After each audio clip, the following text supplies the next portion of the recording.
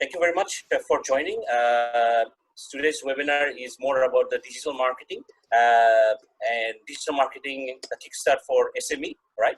So we just thought like the digital marketing as well as these adversity and the COVID situations, how it is related.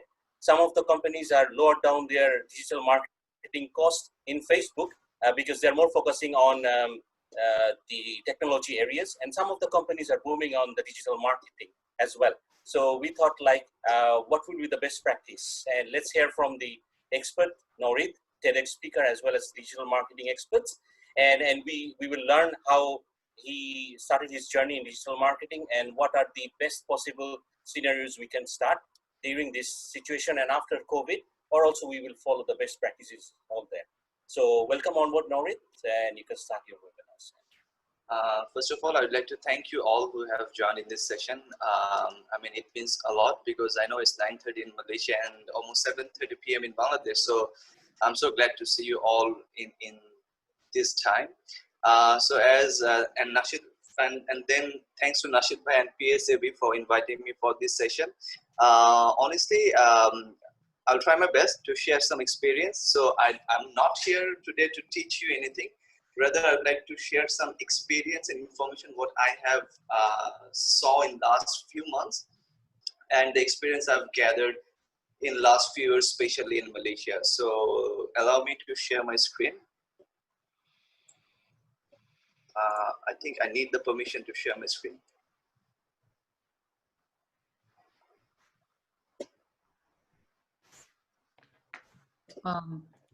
Did you give me the, okay, yeah, now you can. Yeah, I can, right?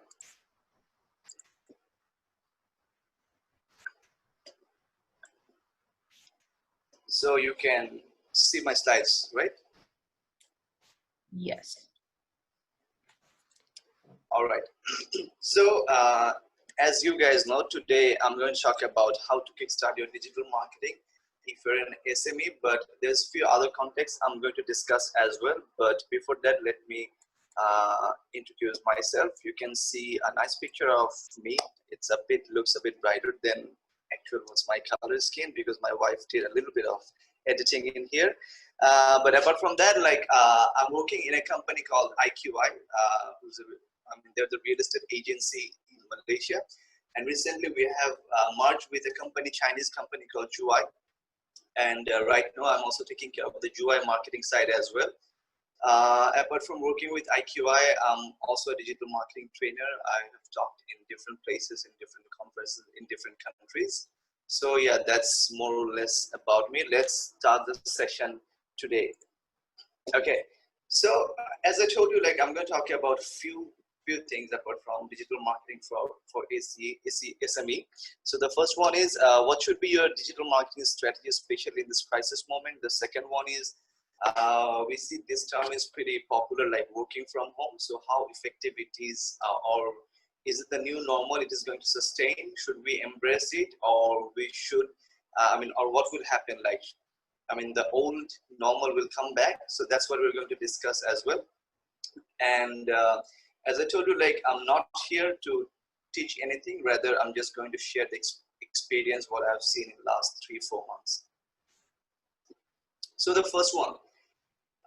Okay, before I start these slides, I would like to say one more thing, that when we are doing a presentation from a speaker point of view, when we select a topic and when we start creating the PPT, we actually do it from our own point of view, that what we think, what we have experienced. But I always believe in the audience side, they might have like different demands. They might have different questions, and everyone is not having the same kind of problem. So I would really appreciate if you guys ask me lots of questions. So that's why I will not going to make this session too long. It will be probably 30 to 35 minutes, max 40 minutes. And then probably 20 minutes, we can discuss more detail about the Q&A, where I believe I can add more value rather than just going through these boring slides. Okay, so what should be your digital marketing strategy, especially in this crisis moment? So I still remember when the lockdown starts in Malaysia. It starts on March 18th. and every company was rushing, and 60% of the companies decreased their budget on marketing. Doesn't matter, it's the normal marketing or digital marketing. They cut down their budget initially because they were not sure what is going to happen and how long it is going to stay. Few of them thought, okay, it will be for like next 2 weeks, because initially the lockdown for Malaysia was 14 days only, which extended to till like 56 days. But initially, as people thought like it's going to fall like 14 days or 28 days, everyone started cutting their budget. And they stopped doing advertisement in social media and stop their digital marketing efforts as well. But whereas what I did, or what we did as a company, we just went to the opposite direction. If we spend 5,000 ringgit on March, we start spending 10,000 ringgit from April, because we had an idea, we discussed among the team, and we realized that when you stay at home, what you're going to do? You're going to watch TV, you're going to read news, you're going to get busy with your social media more than ever. So if I can bring those people into my website with relevant content, or into my social media with relevant things, then after a month, when this crisis will gone, then we can retarget them with the advertisement and we can convert them as our customer. So we increase the budget, and we start, because we have a sales team as well, they're selling the properties. So we start giving them the training and the intensive training. So since the day one, we start having 2 to 3 Zoom session every day, Zoom training. So just imagine, like, no one even, everyone is now doing Facebook Live, this webinar, that webinar.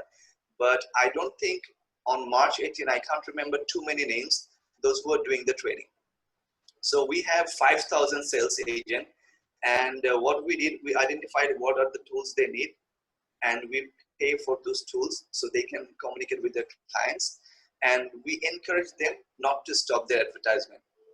And at the same time, the support they need, like, because when you're selling a real estate, you need the support from the real estate board, and you need to make sure your transaction is happening smoothly. So we try to give those solutions as well. So our technical team start working on that, and we start giving the training to the agents, and we haven't cut down our budget. And I just gave you one data that whereas every business fall down up to 60% to 90%, whereas IQI maintain the same sales amount, like 90% of the same. So if we sell 100 ringgit on March, we sell 90 ringgit on April, we sell 150 ringgit on May, and it becomes double on like June. So it's not a matter of joke. And when we think like, okay, who will buy property in online? Everyone wants to buy property after seeing the project, right? So we knew that thing as well.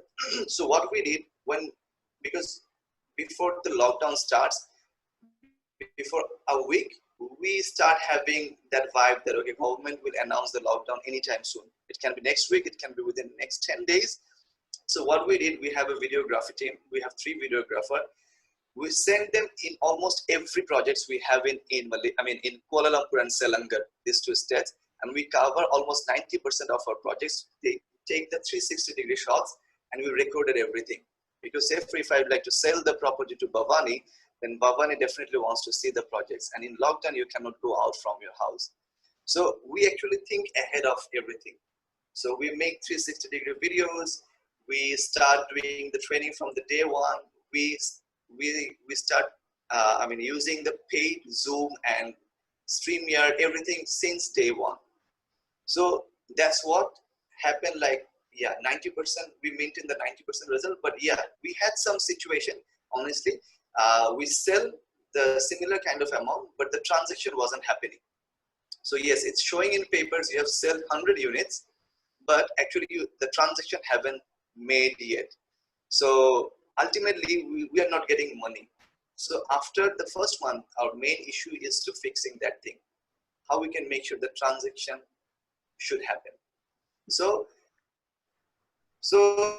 what should be your strategy in this crisis? From this story, what I can tell you, definitely you should not cut down the budget unless you're from an industry like airlines, tourism, hotel, because that's a different, no matter what, I mean, how good training you are giving, no one will come to your hotel, no one will stay.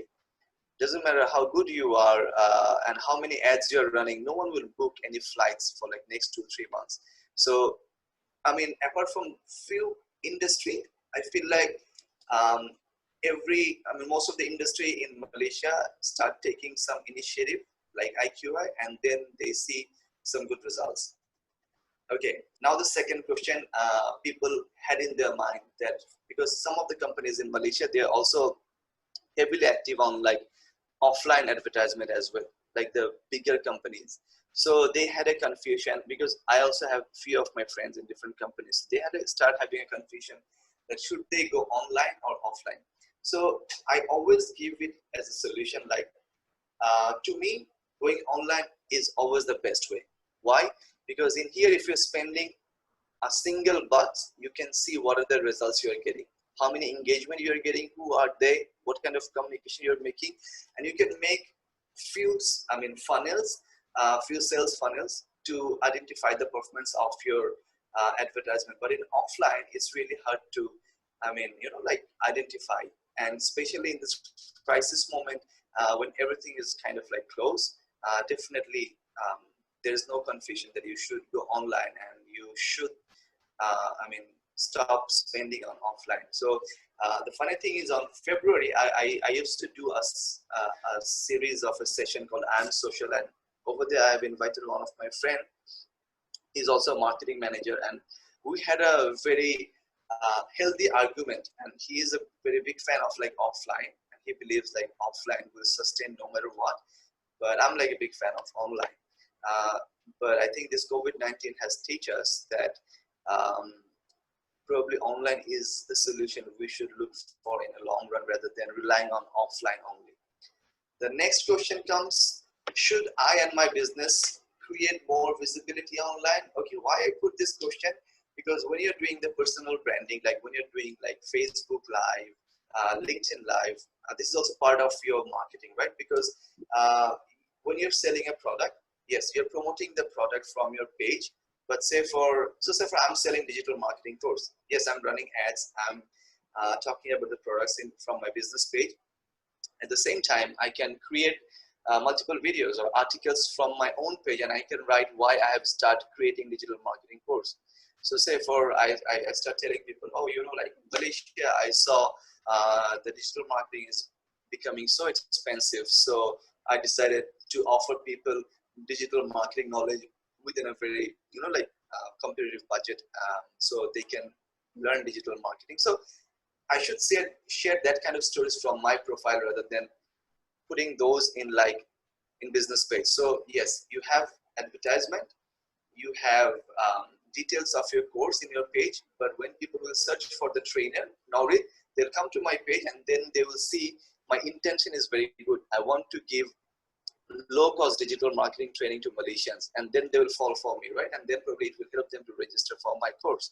So the question is, in this crisis moment, should I and my business create more visibility online? I see it in two ways. To me, I'm not a big fan of like being visible in front of the people. Why? To me, I always feel like, because I do a lot of training session, and most of the training sessions are paid sessions. Whenever I'm taking class, and Bhavani knows as well, most of the speakers in Malaysia, they usually don't go to the places for free. Unless there is a reason, there is a cause. So the same goes for me. So I feel like if you start seeing your face regularly, yeah, you can see it like once in a month, probably max twice in a month. But if you're going live with a topic, and yeah, if you make content like 10 times in a day, 2 minutes video, where you just discuss about something basic, and people will ask you more about that, and then you can drag them to your course or to your consultancy, that's a different thing. That's like a funneling. But when you're having a 1 hour discussion, so you imagine Bhavani talks about so many things, and gratitude is one of the things she talks about, and she's pretty popular. So if I invite her for like sessions, and if she giving me the free sessions, then when people see Bhavani for like 5 times, 10 times in a month in online, probably they will not spend money to see Bhavani anymore. So I was very cautious since day one. So if you see my profile, um, I haven't done any Facebook Live. Yes, I did one Facebook Live because the request came from one of my, kind of like brother. So I couldn't say no. But I always feel like you should create visibility with a purpose. So I didn't had any purpose. I just don't want to come in front of the people just to like say about digital marketing without having a purpose in my mind. So that's why I don't believe in like going to create more visibility. But yes, on the other side, the visibility can create an impact if you have a purpose. So if you know your objective, because I find so many people, they have done plenty of Facebook Live and then they use it as a funnel and then they bring the customer and then they make the sales. And it happens with our sales agent as well. They have done so many live sessions and they have talked about why you should invest in Bangsar. So Bangsar is an area in Malaysia. Why you should invest in Mount Kiara. And that's how they got the sales. So if you're sure about your purpose and if you know how you're going to play with the audience, then definitely you should do it. But if you're like me who is not sure that how I'm going to convert these people into my sales, then probably it's not a great idea to do Facebook Live unless you have a personal branding goal or something else. So I'm not like against it, but I'm just like a bit cautious with my moves. So the point is like, should you go more visible or not? It depends on your objective. There is no like straight yes no answer. It's more like depending on your objective. But I see like now everyone is doing Facebook Live. So honestly, I don't see any Facebook Live. It's not like I don't want to see, but there's too many choices, so I get confused which one I should see. And then I couldn't decide because everyone is very close to my heart and then I just don't see.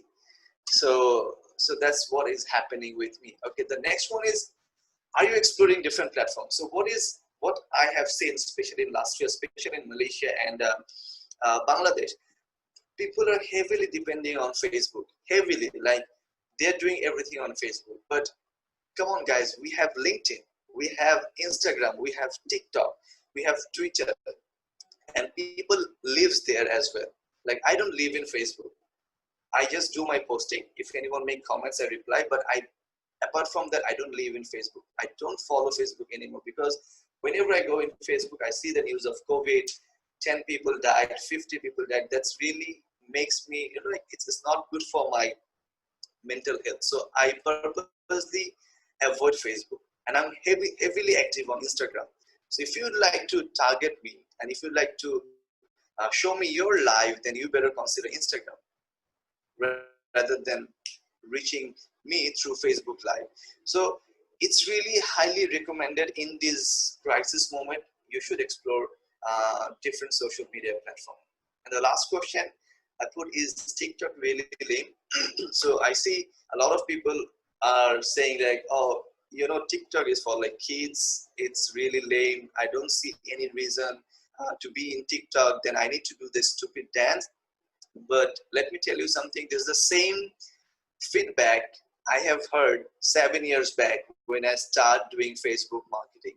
I still remember I went to an office in Gulshan 2 in Bangladesh and I approached one client and then he told me that, Norit, we are a corporate and we don't do ads on Facebook.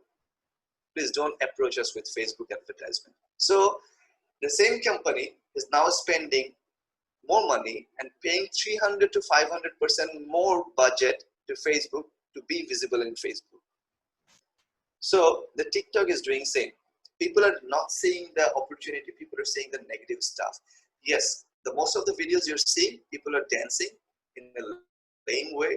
We see the lame videos, but trust me, if you go to TikTok, search #digital marketing, you'll find some amazing video.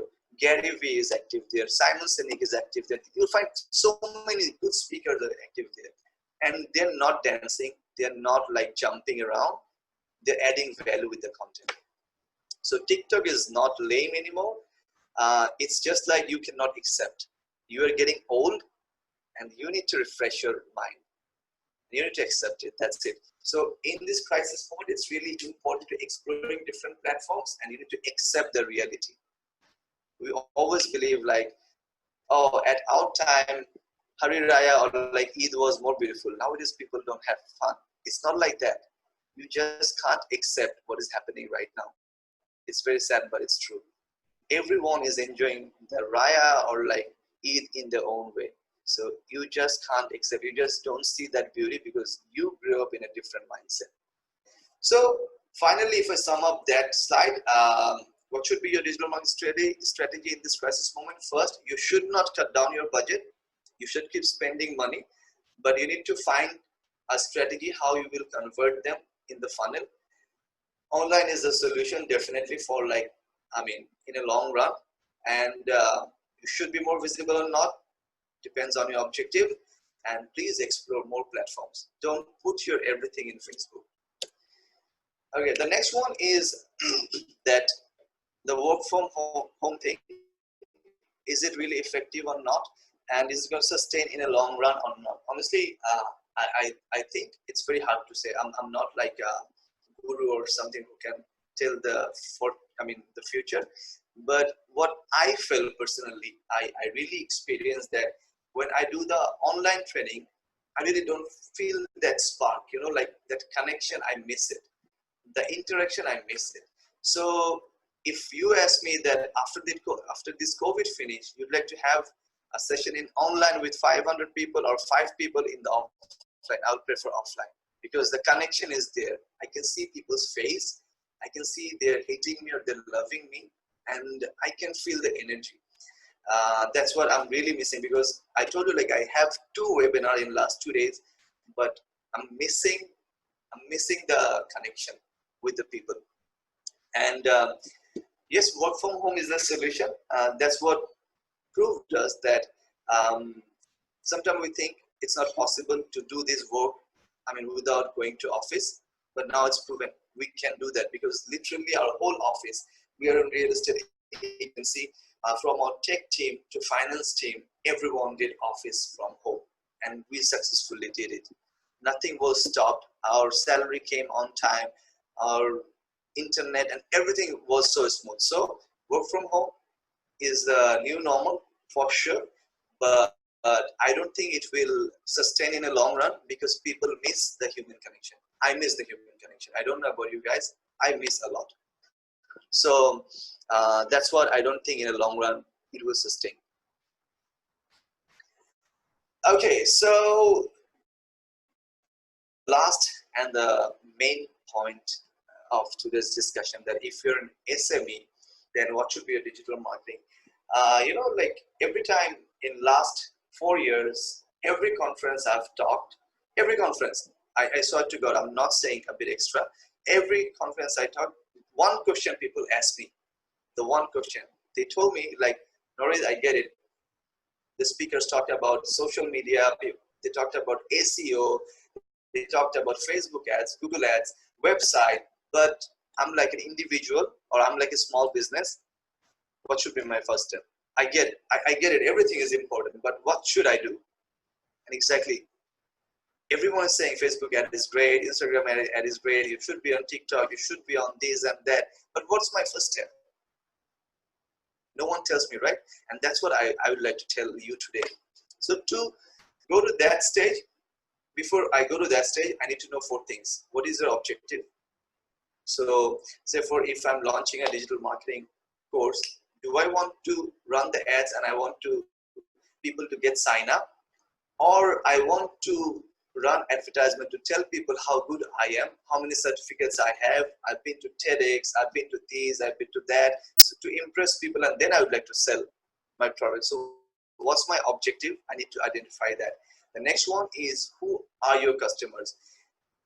It's really important, because if you'd like to target all the audience, then you will reach with no one. So say for usually when people are running Facebook ads, the digital ads, they select an age between 18 to 65, but this is absolutely a blunder. Why?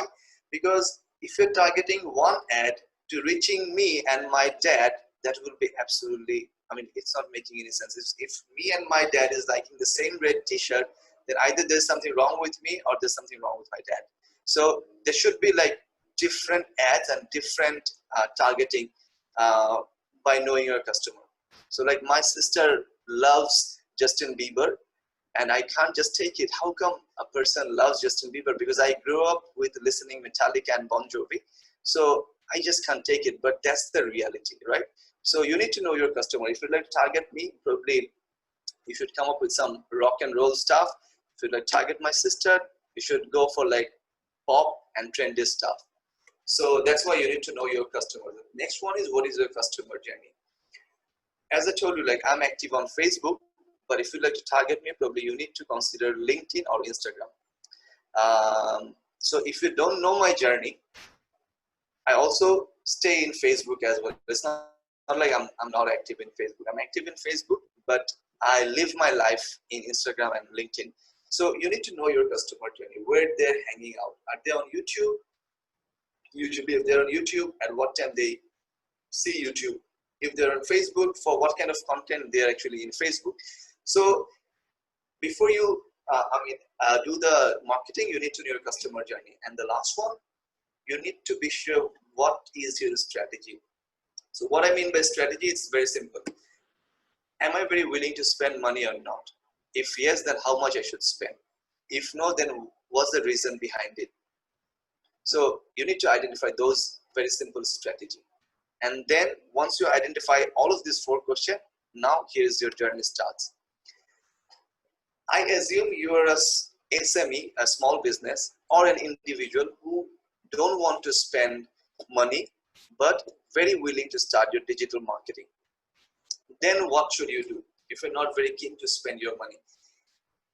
Find your social media, I mean, where you would like to find your customer, and make 2-3 posts in every week. So, you know, like everyone can say, Nashid bhai, you just make 2-3 posts, but what those 2-3 posts, right? The question always remains that what that 2-3 posts I should make. So let me give you an example. So say for I'm selling food, and I feel like my target customer hanging out in LinkedIn. Why LinkedIn? Because I want to sell my food. I want to deliver my foods to the people who are like professionals. So now you think of the challenge. What are the challenge people are having? When they eat outside, it's pricey, it's overpriced. And the second, most of them are having gastrics. In Bangladesh, like I think 90% people are having gastrics. So that is like your USP. So you know, like this is the problem, right? So now what you can do, you can make a video and you can post on LinkedIn. So if I'm like that person who is owning that business, so the first video I will make, what drives me to start this business? So then I will start a video by doing a storytelling like, oh, you know, guys, when I was in office, I used to buy foods from the restaurant near to my office. And then after eating food for like 15 days, I was in hospital. And I talked with my other friends. They're also having this gastric issue. That makes me feel that I should come up with a plan and help this community and help people to get proper right food with the lowest price. And that was my motivation to start my business. I need all of your support. So I hope you guys will be with me. My first video done, my first content in social media, right? My second video will be how I'm maintaining my hygiene while I'm cooking. So probably I will just do a cooking videos and I will show them like how I'm maintaining the hygiene. The third thing probably I will do when I'm giving it to the delivery guy, how I'm maintaining the packaging, and I request the guy to maintain the hygiene as well. So I will make this series of videos, you know, to draw the attention of the people, because it's not a paid content. It's all about storytelling. It's all about getting the attention from the people, right? And I have a purpose, and everyone loves to listen the stories. So when they will come up with this kind of videos, they love to see it. And if they're eating, even they're eating from a good restaurant, they will feel like, oh, okay, actually, it's a very good option. Let me tell you something. When I was working in Daily Star, some guy came into the office and then he said, oh, you know, like we are offering this package of food in a box and it's all like homemade. And then suddenly 3-4 of our colleagues decided, okay, we're going to take food from him. And then suddenly the number starts increasing because we find a faith that the food is home cooked. So that was his USP. So when you know your USP, start making content about your USP and make 2-3 posts in every week. And it has to be relevant. It can be your story, it can be your company's story, but it has to be the story. But when you're doing this kind of stuff and when you move and talk about your product stories, don't do the hard sells. That's what I see among people. So say for if I give you my example, if you go to my LinkedIn in last 3 years, I've uploaded a lot of videos, but none of the videos I've told, okay, I'm a trainer. If you need a training, contact me. I never told anyone, if you need a session, contact me, drop me a message. Never ever. If you can show me, like, I'll stop speaking for sure. Like, that's like, I'm so confident. But every year I get at least 6 to 10 conference call and at least 4 to 5 training offer from LinkedIn. But none of my LinkedIn posts said I'm a trainer. None of the video I'm telling people, oh, hire me to train your people. Not in a single video. Then why people approach me?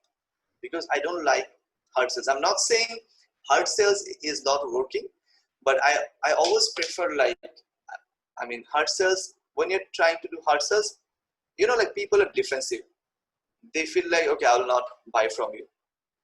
So rather, if you just add value, give more and more, then, I mean, people cannot say no. Like, say, if I give you the example, like, I know Nashid Bhai and we came to, I mean, talk few times in internet, and then when I meet, I find he's really an amazing guy. So honestly, if he asks me to do anything, I don't dare to say him no, because he makes the relationship so nice. So I just say everything yes whenever he said or asking anything. So that's the benefit of, like, doing, like, you know, like, indirect sales rather than going for, because we all are salesperson. We all are selling our skills, and you know, like, we all are doing personal branding. And finally, yes, you're making 2-3 posts. You're talking about your company and stories.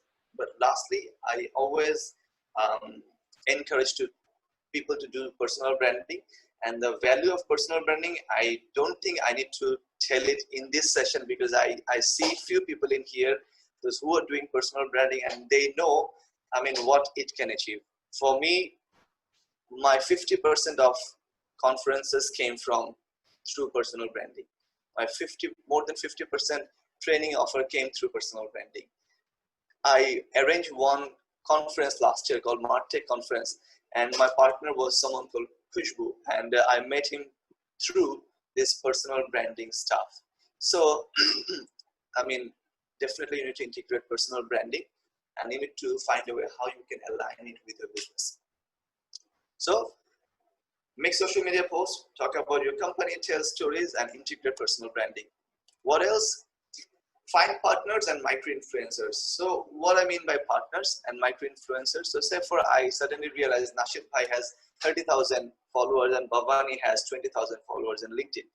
And I have written a book. So say for I've written a book, and I give the free copy to Nashid Bhai. And I say, like, bro, can you just read few pages and then give an honest feedback? So when you have a good relationship with someone and you're giving him something for free, unless he is really a stupid person, he will not say something negative about you. 99% people will say something positive about you. If you really approach him nicely and give your product and ask him to try it and put a review. 99% people will do that, and they will put a nice review. So you need to find partners like that. You can do it with a company, you can do it with individuals as well. And when you do it with individuals, we call them like micro-influencers. So what is the difference between the influencers and micro-influencers? So say for Tasan is like influencers, but if you like to, if you like to get Tasan for like a brand endorsement or Genie Boy from Malaysia, then they might charge you 40,000 ringgit to 60,000 ringgit for like just one endorsement. And you cannot afford it because you're just a startup. You're not even I mean, making money like 6,000 per month, 6,000 ringgit per month, whereas you don't afford to give like 60,000. So what you can do, you can find people like Naurid who have 5,000 followers in Instagram, and friends of Naurid who have 6,000, 7,000 friends. And what they do, they don't need anything else.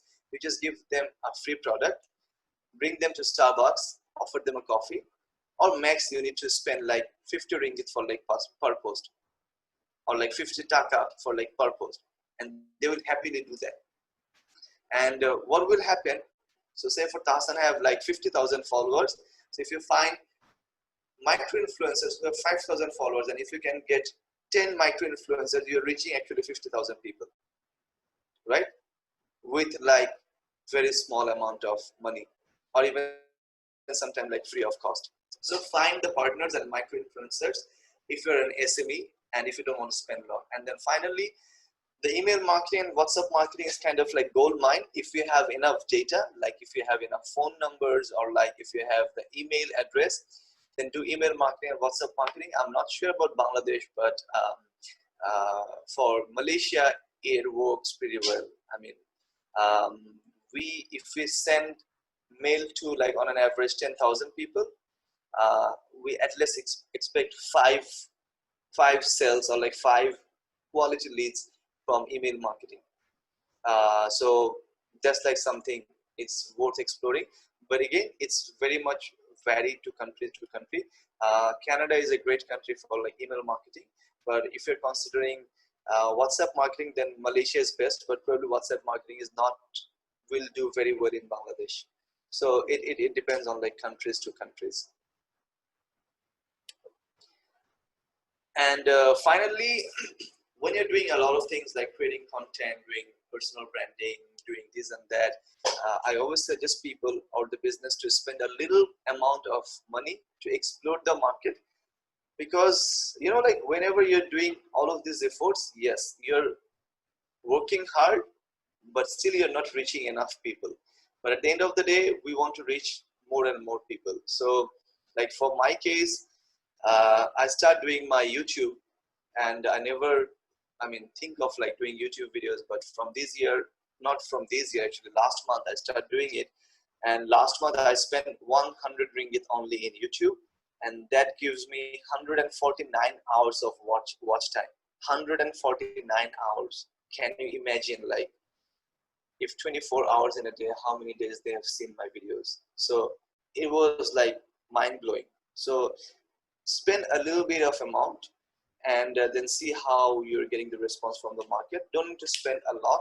Probably you can start with 100 ringgit, 200 ringgit. If you're from Bangladesh, then probably can spend 2,000 taka, 3,000 taka, and then see how the market is responding. And then according to that, like rearrange your strategy.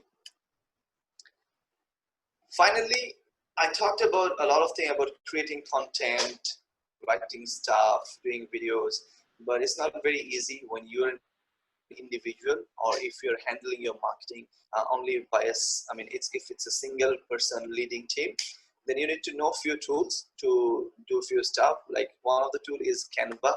I'm not sure you guys know about it or not. I think some of you know about it. So I'm very bad at graphics. My graphic skill is like, terrible. So, but when I work in Canva, it helps me to bring out some really good design. It's like very easy drag and drop. You have a lot of template, and the best part of Canva is it's absolutely free. If you're using the free version, you can actually use 70% of it. The whole thing is functional. 30% of the features are locked. Unless you're getting the paid one, you cannot use it. But honestly, you don't need the paid one if you're a small business and if you're an individual. The second one is Grammarly. So I don't know about you guys, but when I write stuff, I have some grammatical mistakes, which I really want to avoid. And when you're running the Facebook ads and Google ads, they really appreciate if you can avoid the grammar mistakes. So Grammarly free version is amazing to fix your grammar. And the paid one is way better. You can literally be a copywriter. So if you write a line, and then Grammarly will give you 3-4 alternatives how you can write the same sentence in a different way. So that's just like mind-blowing. I use the paid one It's damn good, and it's not very expensive as well. I think for a year it will just cost you $84. So it's pretty fine for like 1 year. And then the next one is Biteable. So if you're someone who loves like animated video, and if you don't afford to hire a videographer, Biteable is something you should look for. Another one I have, that is Toonly, Toonly. I will write it in the message later on. So Toonly is another option, but Biteable I have used for like my company. It's so good. I mean, within 1 hour you can literally make a professional video. Later on, if you guys want, I can share one of the video in the group, so you can just take a look. And the last one, if you're someone who would like to have website, there's plenty of options we have. Like we have Wix, we have Weebly, but GoDaddy is something I liked because I make my own website and it takes only 3 hours to do everything. Later on, I will share my website as well, so you can take a look and you will get an idea that within 3 hours, I have managed to make a very decent website. It's not amazing, but it's pretty decent. In Bangladesh, a lot of companies will take, or even in Malaysia, a lot of companies taking 5,000 ringgit, 10,000 ringgit to make a website, but still the website looks pretty shit. So if you can use GoDaddy or Wix, you can make some amazing website as well. So guys, actually that's more or less all from me today. So I just wanted to give you some, as I told you, like I don't dare to teach you anything, but I came here to give you some insights, some information. And if it helps you 1%, I'll be more than happy, because 1 hour session, if it can add like 1% new thing, if you can learn, I'll be more than happy. And finally, I think most of you know me, but yeah, if you'd like to know anything more, or if you have any more question, or anytime you got stuck with anything you think I can help you on digital marketing, feel free to contact me or get connected with me in social media. Usually I reply people within 24 hours if they text me. So I will get back to you within 24 hours if I'm not dead. So yeah, that's all from me. So now if you guys have any question, you can ask me in the comment section, and I would love to answer all the questions. Right. Thank you, Norit. And it was an amazing experience, right? So we learned a lot, and we have so many people. And I saw Sheena was noting down some of the points. Mobin Bhai also noting down some of the points.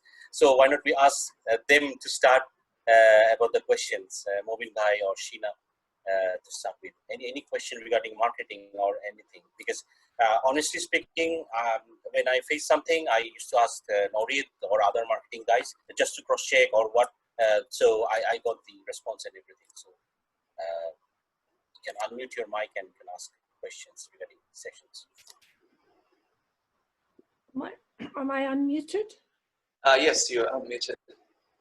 Thank you for that. That's very inspiring to see somebody so young with so much experience, knowledge and skills. That really inspires me a lot. So honestly, Sheena, I'm feeling so motivated that someone tell me I'm young, but I'm actually 33, but it feels really great when someone thinks like I'm young. So you made my day, yes. Well, actually then, what I'll say, from a distance, you look very young. Okay, now you're being cheeky. Yeah. What I wrote down, what I was writing down, if you could share, I liked your theory about when you said at the very beginning of lockdown that you did the opposite of what most people did. Well, that's interesting, because here in Scotland, that's what I did. I actually looked at putting a strategy together and a discovery session for the people I'd been working with and other people who had lost a lot of money. And I looked at what were their services or products, and how could I help to put them into a suite or teach them different skills, take their knowledge and make a strategy. So I was doing something similar. So I was quite impressed that you were doing that, and that I'm much older than you, and I was doing that. But what I wrote down here, you said that you doubled your marketing spend. So it would be really good if you tell me, if you shared, how much did you spend on your marketing spend, if you're willing to share? And Yeah. what was the return on investment on that? What was the second question? The last question? The return on investment. So what did you Return on spend investment. Okay. and what was Yes. the return on investment? Okay. I'm not telling you the exact amount we have spent, but I'm just giving an example. Okay. So imagine we are spending 5,000 ringgit per month before the lockdown starts, and our cost per click was around like 15 cents per cost, was like 15 cents. And suddenly we realized on the first week, the cost down to 7 cents, from 15 cents to 7 cents. So suddenly the cost of the advertisement is getting 50% cheaper. And so we felt like, okay, then why don't we just leverage of that situation? And whereas the lead cost was around like 7 to 8 ringgit, on the lockdown it becoming 2 to 3 ringgit, which was almost like 60 to 70% more cheaper. So what we did, we tried to bring people into the website as a traffic, and then we reach, because we have two objectives in our company. One is we hire agents who sells property, and we also reach the investors as well. So because why we hire more agents, because if they all are like, they're not salary paid employee, they're like based on commission. So if we have 5 agents and if they're selling 5 units, we assume if you have 50 agents, they can sell 15 units. So that's the thing we are follow. So what we assume that, okay, if we can bring more people into our website, then we can retarget them and you can get more better quality leads. So our conversion, if I tell you the return on investment, our website traffic was 33,000 before lockdown, on an average 30 to 33,000. We're just a real estate company, so we don't have a lot of traffic. But after lockdown, it becomes 85 to 115K. So you can just assume the number. And the number of leads, first month, we had 70% less leads. First month, we didn't have enough leads. From May, when people starts getting used to with the lockdown, our leads starts getting better and in June, we have 200% more leads. So the investment I made on April and May, they starts paying me on June. And in terms of revenue, I told you, like, if we used to earn 100 ringgit on March, or like 100 sales on March, from April it becomes 90, in May it becomes 100, and in June what do you expect? It will be 100 or 120. In June it becomes 150, and in July, the way it's going, we're assuming it will be 200 or something like that. So, and real estate is not like $10 product. It's literally like thousands of dollars is involved there. And it's not a decision of like buying an iPhone that you saw an ad and you just go and grab it. So it's not like that. And this few behavior we have analyzed as well. So what do we think? Like, okay, when it's lockdown, people will spend less, right? But even if you ask Bhavani, if she is to spend 5,000 ringgit per month, say for on March, I think she spends same amount or more amount at the period of lockdown. Because what people did, they start buying the stuff what they don't need. My colleagues bought phone. My another colleague bought gaming console, new monitor, new sound system. Because what happened, if you have job, if you haven't lost your job, and if your life is smooth, if you're doing your office from home, then you don't bother to spend your money. Even the same goes for me. My expenditure wasn't go down. It was same or actually more. What people think, okay, in lockdown, probably you will not spend a lot of money on food. But I think in almost every day I order food through GrabFood. So what I'm trying to say that we think people's behavior will change. People will spend less. Yes, they will if they lose the job or they're having any crisis. But if you're not having crisis, yes, first 2-3 weeks, it was hiccup. As I told you, like there's a less number of leads, but from May, June, it's just like double it goes. And I can show you the stats later on, not now. I can show you some statistics where you can see easily that my ad cost has gone down, my traffic has go up, my lead numbers go up, my conversion is becoming more, because based on those leads, my sales also got increased as well. We have sold 775 units at the period of lockdown. 775 units. So that's like crazy. Whereas people are closing the business. Thank you. Oh, somebody's at my door. Thank you for that. Okay, thank you, Sheila. Oh, Mominda, do you have any questions or one year? Okay, Mike, unmute. Yes. It's actually not a question, probably few comments Sure. on Bangladesh perspective. Probably Sure. we can talk Sure. from my experience. First of all, thanks the organizer, particularly Aisha, who practically is my inspiring lady, I must admit. Mr. Nausid, nice presentations, very specific, and I liked all your comments, and I tried to understand or fit into my environment or our understanding. If I tell a little bit about the pre-COVID situation in Bangladesh, in general, digital marketing was not that popular or not that flourished. As suddenly COVID came, so people are not that prepared. Suddenly stopped all the business, including the big spender on advertisements. Lot of people lost job, business houses stopped. Government tried to stimulate those businesses, still trying. I think government is doing very well, I must say. But obviously the implementations from the bank side is still an issue. And because of that reason, the SME particularly, who practically contributed, but if I talk about the service sector, 55% to the GDP. And that is practically and employed a large amount of people who are mostly, we say, unregistered workers.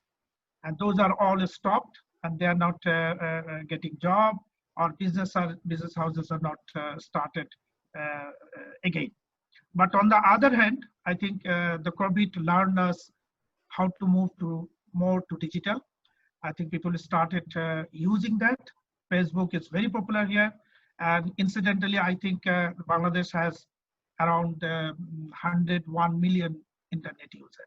That is a massive number, which actually a good platform we have with a good bandwidth and also not that costly internet services in Bangladesh. You know, we are probably the 18th cheapest country in the world. Obviously, it's a little costlier than India, but it's not that bad, I must say. So I think from digital marketing point of view, there is a heavy scope. But as you know, the organizations were not prepared. So obviously, the organization has a role to start working on that. And I think it's already started working. Some fast runner like you, they started working on this. And a lot of things are coming. Problem is that still the mindset has not changed, because like a user, I always believe seeing the things, not really online kind of things or digital kind of things. So that is actually our cultural kind of things. So it will probably take a little time to move our mindset from there to there, and just to look for a digital marketing sites. I must say, on the work from home side, it's quite people are adjusted already in our country, and I must say it's very quickly moved to that scenario. People are very happy. People feel that it gives more the same results, except even they're working more time than the normal time working hours. From company's point of view, it save cost. It also the social distance is maintained. My office, I'm still not closing, not in operations open. They're still closing. I'm maintaining, but I'm seeing more or less the same results. So what is the point of opening office and just gathering and taking risks and adding additional cost on that side? So I think working from home is quite accepted, and I personally believe that Bangladesh people will start using this one occasionally, even the COVID is moved. And people have already started thinking to downsizing the office space so that some people can work on rotation basis, particularly some people who are on desk, they can work from home. So that mindset is already there. On your, I think more or less that's personal branding. I like that one. I think that is really needed. Initially, probably it is needed. Then once you established in the market, probably that will not be that much required. On your tool side, I'm personally using Grammarly. That's very helpful. I like that, and it's a nice tool to use that one. I think that's more or less my comment, but I understand. I now feel comfortable understanding, seeing your presentations, what is happening in Malaysia and what is happening in Bangladesh. So that my position, I'm attached to Dhaka Chamber, which is a SME chamber. So we are more than 4,000 people. We talked on with all of them. So at least my understanding level is now there, so that I can talk to them on this size on the future development. Yeah, thanks a lot, Mubin bhai, for your kind comments, and it's really glad to see the way, especially the businesses are handling the situation, and it's true. I think government has played a very good role. If there's any lackings, I feel like it's actually came from our side. But I'm pretty sure with time we can overcome this crisis, and we can be in normal situation again. Yes. Thank you very much. Thanks.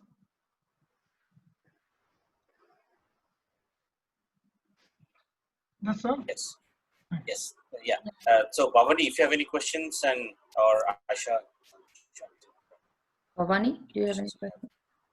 So no, I'm do something like for the service-oriented business, like those who are offering the services, the transition from lead generation to filtering and then conversion, it's a long process. So is there any tool that can help us to foster the process, or you prefer to? Yes. Yeah, what can be that we can use? Okay. There's multiple tools you can use. So say for one of the tools is my favorite, but which is pretty expensive. I'm not sure. It will be good for the startup or not, which is HubSpot. So say if you use HubSpot, the moment you receive a lead in Facebook or in your landing page, anywhere, it will directly come to as a notification in your email, and you can follow up from the CRM of HubSpot. But say if you don't want to use HubSpot, there's plenty of CRM available. Like say for one of the CRM is Sales Candy. So the Sales Candy is pretty nice. If you just download the app of Sales Candy, any lead comes in, you can connect it to your website and also with your Facebook ads. The moment the leads came, you'll get a phone call. So, and then you will receive it, and then Sales Candy will tell you, oh, you have a lead. So then the line will be disconnected, and then it will ask for the action. You want to make a call to the lead, or you want to send a message. If you make a call, you make the call and then update it. And the best part is after you make the call, it will push you to update the status.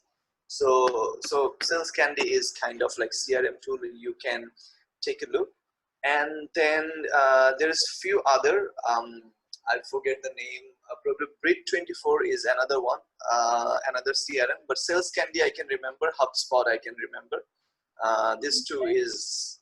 Comparing to HubSpot, there are a lot of limitation with MailChimp, because I'm user of MailChimp, and there are good side, but also some negative side. But MailChimp actually cannot do a lot of things which HubSpot can do, or what Sales Candy can do, because Sales Candy is highly made for like sales, and HubSpot is also made for sales and marketing as well.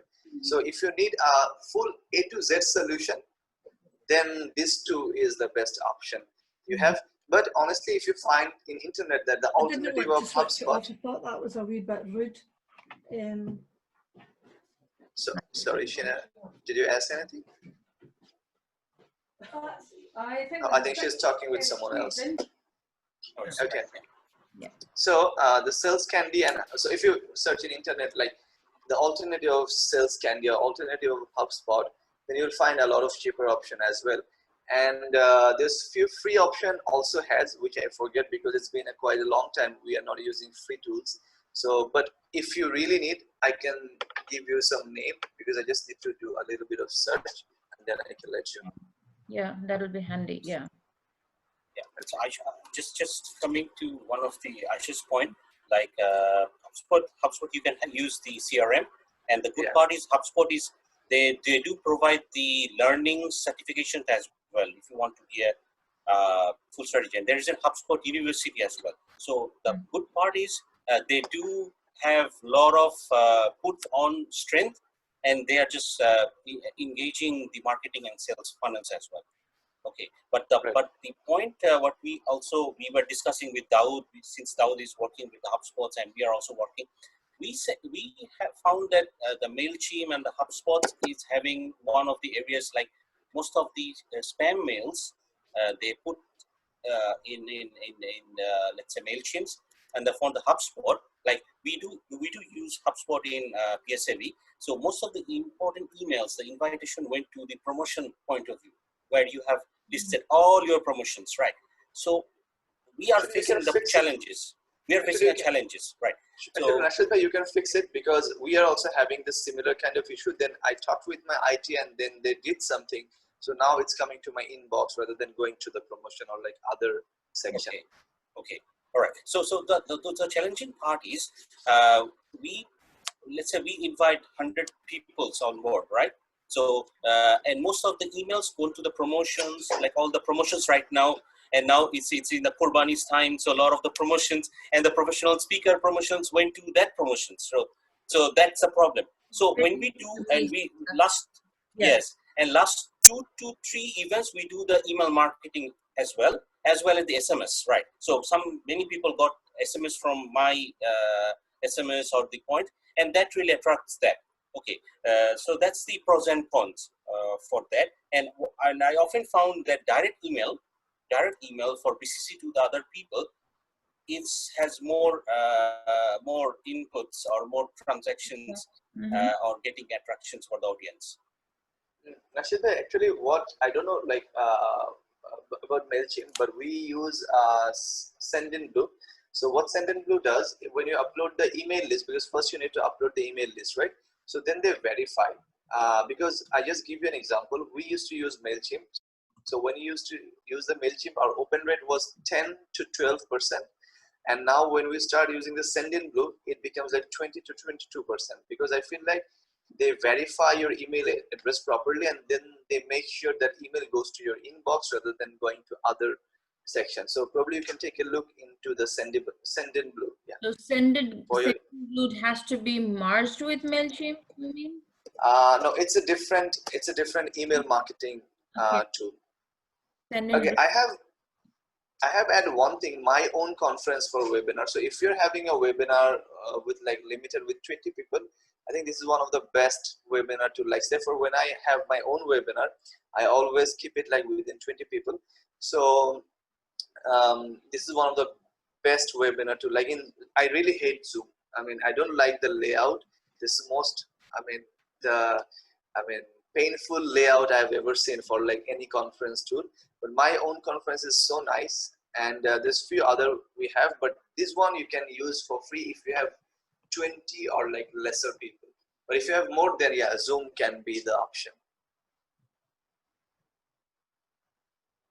Great. All right. Right. What suggestion you want to put in here, Nori? Like what could be another platform for less than 20? I actually wrote it, my own conference. Okay, my own conference. Okay, yeah, got it. Yeah.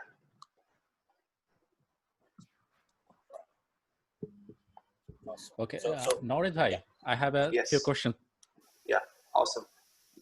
Okay, so already you know that Nashid Bhai told you about HubSpot. Yes, we are using HubSpot, and HubSpot is, in a word, it's an ocean for a CRM. There is also an automation platform where we can direct your client as it's curated or non-curated. But my point is not that. My point is that how can I increase my engagement rate through the email? Because I saw that the data, I saw that 100% I have delivered to my client, and there is 95% or 85% they have opened. But 85% open. Yeah. Wow. Okay. But the engagement rate is not so good enough for me. There is a not good impression. Okay, two things in here. So first of all, what you're offering. So say for if you're now offering webinar to the people will not, I mean, join in the webinar. Why? Because now there's tons of webinars, honestly. I mean, you need to give a break to people. So that's the reason. So I think that's one of the reasons probably people open it and then people just don't join in the session. Unless the topic or the speaker is really sexy, then okay, then I assume, okay, I want to join in there. Okay. So next question is that, how can I scale up my conversation and engagement rate through the content marketing and social media marketing with a limited budget or without budget? Okay, when you say content marketing, I assume it's about you creating a content and posting into the social media. So how you can make engagement. Always remember the three C. The 3C is really important. The first one is your content. That means the content you're making, it should have a value. So the value comes in a different way. So say for the Hero Alam, you know Hero Alam, right? When he makes a video, it provides us the entertainment. It's kind of a value, but that the thing is, it will not sustain in the long run because it's kind of like an entertainment. What gives you the entertainment for a few minutes, but it will not sustain in the long run. So you need to make sure if you're offering entertainment or if you're offering the value, it should sustain in a long run. So say for when I make content, when I make video, I think I'd never think of like getting likes, getting engagement, or getting anything. I always focus what I feel and what people needs to listen. Sometimes it might work, sometimes it might not work. But I think if our content is satisfying you, you're a human, you're not alien, right? Then it will satisfy like 10 more people. But what happened nowadays, people create content for like likes, comments, and shares.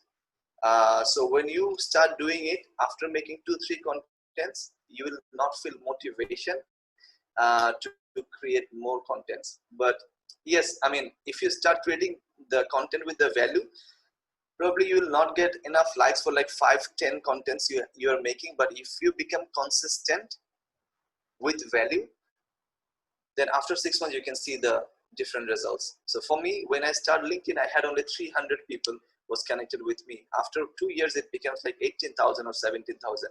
So, and I think first 3,000 people I have added by myself, and then the rest of the story, I don't know. It's just happened. So for the content, it's same. You should focus content with the value that what people are getting.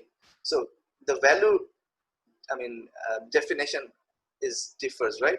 So what probably you're feeling value, probably not adding value to the people. So make sure that your content is adding value to people. And how you will know the value of the content, I give you another example. Recently, I did one certification. I had one certification from HRDF. It's an institute from Malaysia. And then I got at least 10 to 15 messages from other speakers. Now it's how you get it. And then I created one video already, how you can get certified from HRDF or how you can get exemption from HRDF. So I'm pretty sure that will be a valuable content, no matter what. So when people is asking you some question, you know, like if I make video about this one, it will be value. But always not value is like effective, like as I told, like Hero Alam probably, yeah, the content is entertaining. I'm not saying that I'm not underestimate his content, but it will not sustain in a long run. Okay, and they are moving on some few questions more, if you allow me. Yeah, please, please. So that at this moment, which platform are little shouted, but it will be great for engagement upcoming 5 years? What do you mean by little shouted? I didn't get it. So, for example, that in generally we saw that the platform we are calling that Instagram, Facebook, YouTube, Twitter, whatever else. But there are some other platform or other media which is TikTok. literally, TikTok. yeah. And I TikTok. have a yes. TikTok is the next big thing. Yes, and I'm active there, and I follow the rules of Gary Vee and Simon Sinek. So that is why I'm on TikTok. But is there any kind of other platform which should I focus from now so that I can scale up in the after 2 or 3 years? LinkedIn. LinkedIn is already proven, but I mean, it's a lot of opportunity. Have you explored LinkedIn yet? Like I'm in LinkedIn highly active, or like Bhavan, Nashid is active for like last, I think 3 years. But still I feel like I haven't get the best from LinkedIn. Okay. So, I mean, how many content you post in LinkedIn in a month? Well, honestly, it's very limited. And that is why I saw that my engagement rate is not so good enough. I mean, tell me the number. The limited means it can be 10, it can be 1 as well. Well, out of 10, it will be 7 or it will be 5. I said, how many content you are posting on LinkedIn in a month on an average? On an average, 2 or 3. 2, 3. Okay. Consistently? Not consistently. Okay, but just make the consistency. Yes. And I have a few questions more. Yes. Okay, please. Okay. So suppose we are, as a content writer or as a someone else, we write headlines or title of our email of our content in webinar, blog post, or any other platform. So how can I check that my content or my headline is catchy or it's a more engageable? Then it can increase my click-through rate, engage my impression rate. How can I check that? I suggest you to read a lot of copies. So say for what I do, I'm not a copywriter, but still from the marketing point of view, as I'm leading the marketing team, I need to understand so many things. So what I do, I read a lot of ads, honestly. And say for in Malaysia, one of the big companies is Mind Valley. So, and I know like Mind Valley has one of the best copywriters. I know all the like Petronas hiring the best people. So what I do, I go to Facebook ad library and I search those company and I see their advertisement. And if you have a specific industry, so say for if your industry is training and development, so say for in Malaysia we have Next Academy. So I go to their ads and I try to see how they're writing the content. So if you believe it or not, every day at least I see 10 to 20 ads every day, like no matter what, because it's my job. I need to make sure my team is performing well. So I check ads from like all the companies. If I don't find any companies from Malaysia, then I probably search Canadian campaign, Dubai's campaign. So I just explore a lot. So you need to read, and you should read a lot of books. When you read a lot of books, that will help you to, that will give you a lot of idea how you should write. So if you ask me, you should write at least 2 books in a month if you want to be a copywriter. So read more ads, read more blogs, you can be a copywriter. Okay. There's no shortcut. Yeah. Next question is that. Yeah. Okay. What kind of books, right? Okay. Usually I read the marketing books. So my favorite author is Seth Godin. I read his books or like books from Simon Sinek.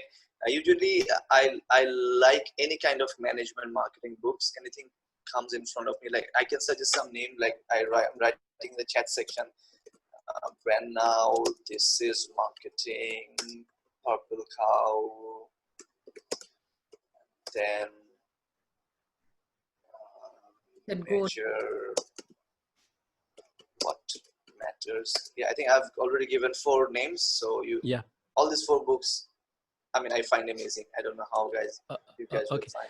Well, as my academically, I read Philip Kotler's book, the so-called the marketing gurus, and beside that, I follow some other people's writing, and I also try to read about the Neil Patel's Quick Sprout University.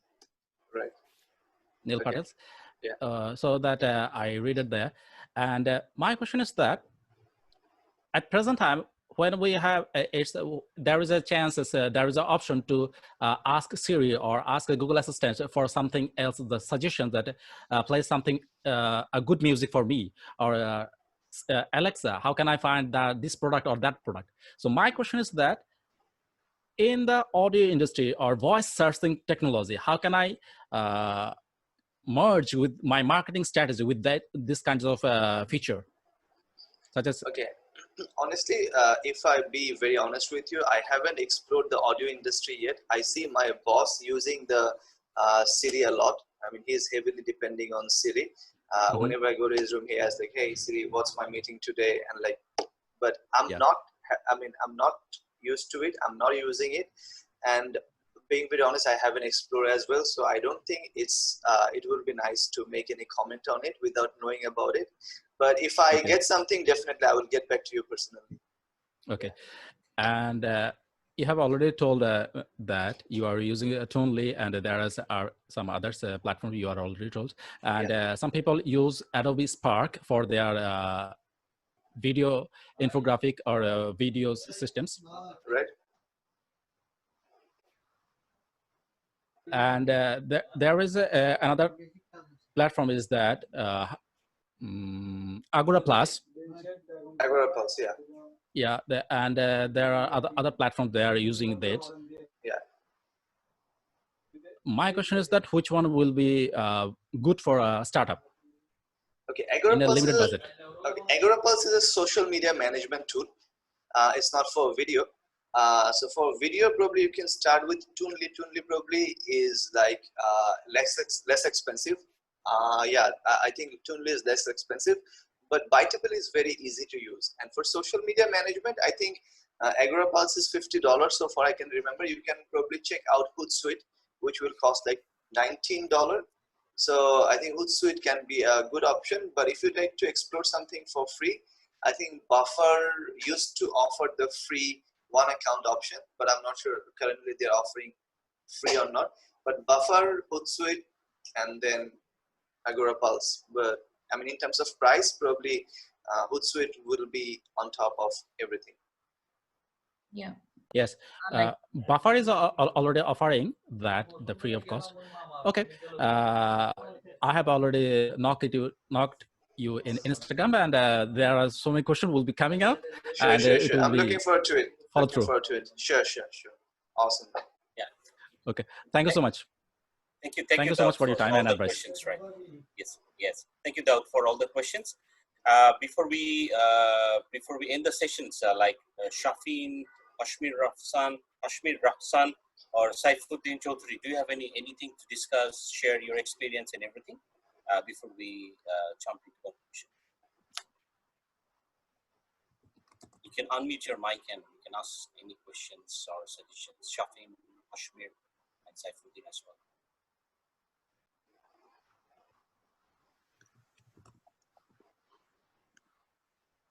Right. So if you don't have any questions, but feel free to reach us. We have like PSAB, psabangladesh.org. We have a website. We have added you in the Facebook page, groups, LinkedIn, Instagram. So we will do some of the marketings and the YouTube channel as well. And then we are also, as we discussed, Aisha will come up with some of the exciting memberships and discussions on board. Then we have all the social media channels, and we will come up with all the Saturdays for a webinar. And thanks, Norid, that definitely we need to think back of our marketing strategies, why the email marketing can be scaled up and everything. So Aisha, before we jump into the conclusion, you can add some of the membership areas, some of the highlights of the PSAB, and then we'll jump to Norid for closing notes. Right? Yeah, great. Thank you so much, Nashid. Thanks everyone for joining. And the initiative was actually because we want to promote people. We want to create a brand on the basis of their own expertise. That's the intention. And that's the reason why we want to have an association where we can help each other as a network based on our own expertise, so that we can exchange, share, and grow within ourselves, and we can make the pie bigger. So with that intention, we started slightly very in a very low position with a very small group of people, and one of them is Nasheed here. Dawood is also here. So we are now focusing and trying to be more active, and we promise that we will be more active from now on, so that we can keep providing the value that an association can do. Like Vavani is leading MAPS, Malaysian Professional Speaking Association. She is the president, current president now there. So very glad to have you, Vavani. And we can do some in collaboration in future. So that is our next target. And it will be our pleasure if you can also join our association as a member, and if we can make the pie bigger for creating new market in our country. So that's the intention. Thank you so much, Norit, for your time. And we'll have more international and national. The international means the overseas, Bangladeshis living in overseas. We also want to include them. So we are having a network among the Bangladeshis working in different fields, with different expertise in different part of the world, so that we can enrich ourselves through the association. So having said that, thank you again. And Norit, do you have any closing note? And then we can close this. Yeah, I mean, I really liked the whole session. Again, thanks to you, thanks to Nasheed Bhai, Bhavani, and everyone. I really enjoyed the whole 1 hour session. Actually, it's more than 1 hour. So I'm glad. So if you guys think I can help you on something, I'm always like a text away. So yeah, happy to help always. Thanks, Norit, and definitely, as Aisha mentioned, that we are this week we started with this month we started with the educations, and now we are moving towards digital marketing. And next speakers we will join UK Bangladeshi born, UK born Bangladeshi from UK, and we will keep you posted with our Facebook. And we want to grow, and we want to like welcome you in the tribe. Awesome, yeah. So stay connected in our channels, and we would love to have you in the speaker sections as well. Like in some point of view, already Bhavani already have a speaker, and we would love Sheena, Mobin Bhai to share their experience in coming webinars as well. And to this note, we want to conclude this webinar. And thanks a lot for your time on Saturday, 7:30 to 8:30, close to 9. Right, so we have an exciting session. I hope we can take it something. So before we go, as a normal, as always standard, if you can open your camera, and we can take a closing pictures to post. Right, Sheena, Fanaz, Shafi.